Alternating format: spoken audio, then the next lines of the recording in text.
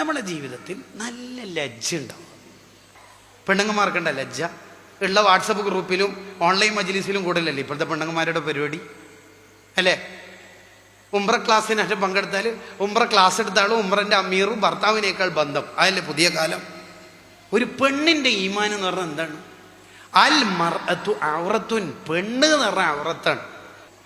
പെണ്ണ് എങ്ങനെയാണ് നിൽക്കേണ്ടത്? പെണ്ണിൻ്റെ ഡ്യൂട്ടി എന്താ ഇസ്ലാമിൽ? കുറച്ചുകൂടി നമ്മുടെ ജീവിതത്തിൽ ബിരുദെടുത്താലും ഇല്ലെങ്കിലും നമ്മൾ ഔറത്തായിട്ട് നിൽക്കണം. ഉമ്മമാരെ, നമുക്ക് ഏറ്റവും വലിയ കടപ്പാട് ശരിക്കും ഭർത്താക്കന്മാരോടായിരിക്കണം, വേറെ ആരോടുമല്ല, ഭർത്താവിനോട്. ഖദീജ ബീവി പഠിപ്പിച്ച അതല്ലേ? എത്ര അധ്വാനിച്ചിട്ടാ ഭർത്താവായ തങ്ങൾക്ക് ഫുഡ് കൊണ്ട് കൊടുത്തേ മല കയറിയിട്ട്.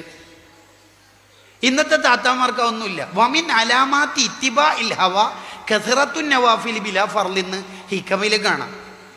ഒരാൾ മതം അനുസരിച്ചിട്ടല്ല ജീവിക്കുന്നത്, ഓന് തോന്നി അനുസരിച്ച് ജീവിക്കുന്നു എന്നുള്ളതിൻ്റെ അടയാളാണ്. കുറേ സുന്നത്തുണ്ടാവും, പക്ഷെ ഫർളുണ്ടാവില്ല. ഇതാണ് പലപ്പോഴും ചില താത്താമാർക്ക് ഉണ്ടായിക്കൊണ്ടിരിക്കുന്നത്.